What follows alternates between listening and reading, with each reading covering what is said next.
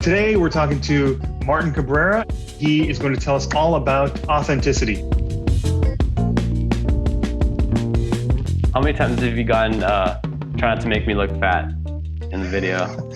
Every single shoot. Can you make me look thinner? And can you make me look younger? It's like, oh gosh. But that's gonna be me, man. When I'm old enough, for sure.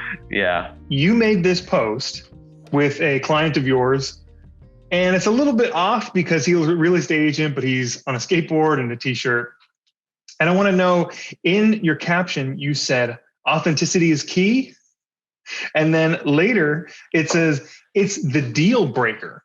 I want you to tell me, can you tell me a little bit more about authenticity being the deal breaker? Social media is supposed to be a way for you to connect with people to get to know you to get to know other people.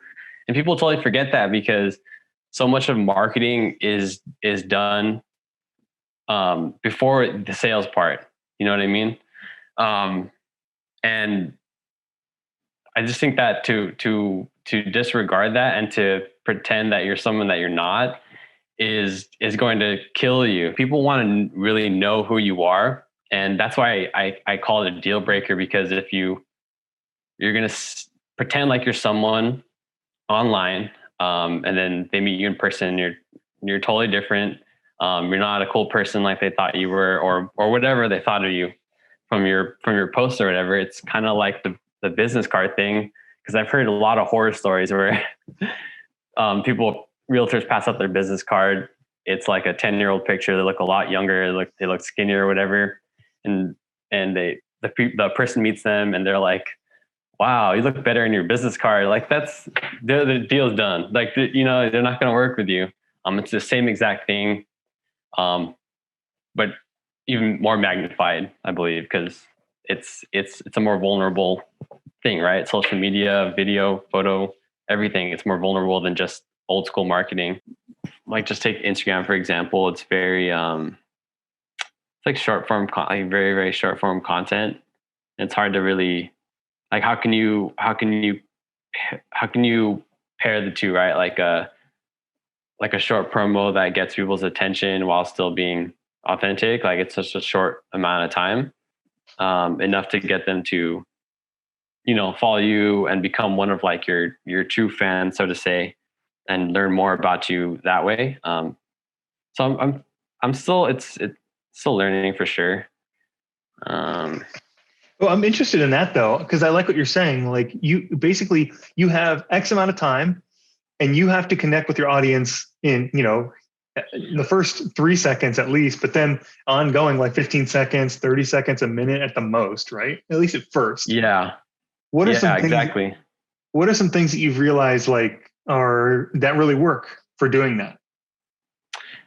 Well, like I said, it all starts with knowing who your audience is, so you're not all over the place with your message. So it's really just having like that core message that you know, or at least believe to, if you're just starting out, will connect with that audience. So it's not doing too much, right? It's like, to take real estate, for example, again, like almost like 90% of the time when I work with someone, they're trying to get a promo or something that they could just sponsor and stuff on Instagram and Facebook or whatever. They try to cram every single thing in there. Like, oh, I help buy, I help sell, I help invest, I help decorate, all this stuff, right? But I'm like, in reality, I know that they don't do all those things like all the time, and it's not all those things are their strength. So I try to just stick to that one. I try to get them to stick to that one thing that they're, is their strength and they have had success in. So just try to stick on that basically, and center the video around that most of the time. Sometimes it's different. If it's, and that's just real estate, for example, but most of the time it's like that. No, I think what you're saying is great. And I think it applies across the board. Keep it simple, especially with early messaging, right? With the first thing that people are going to see, you don't want it to be, here's every single thing I've ever done ever.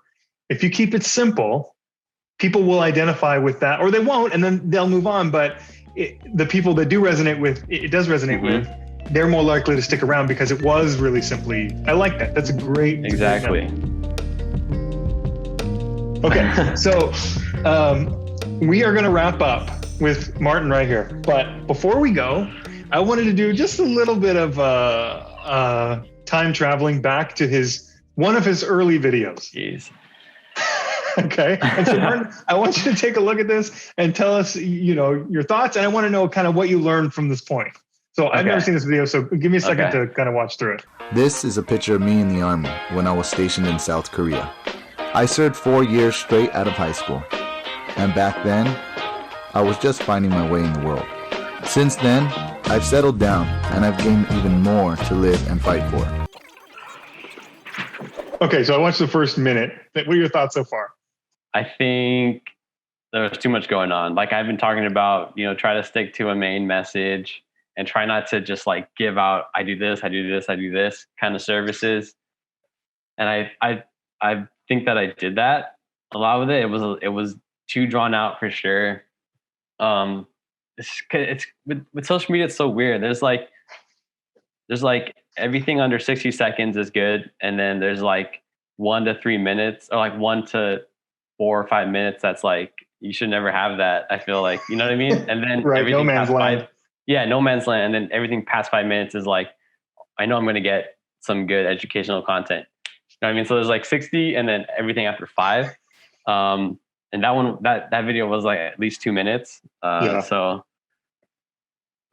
yeah, those two things, those are the two main things. It was too convoluted, the message. And then it was too long. Yeah. Okay. I mean I think that's probably a good criticism of yourself. And those seemed like easy ones, right? It's not like you had all these huge technical errors or, at least you had some voiceover. He could have just been, here I am walking along, but at least he kind of and there was a part where it goes from voiceover to him talking to camera. I mean, that's not the easiest thing to think of, right? Like you had to, that's true. There was some thought that went into this. So I think it's a pretty good, especially if you're saying that this is one of your early videos. Yeah. I think that was my first paid video. Okay. Yeah.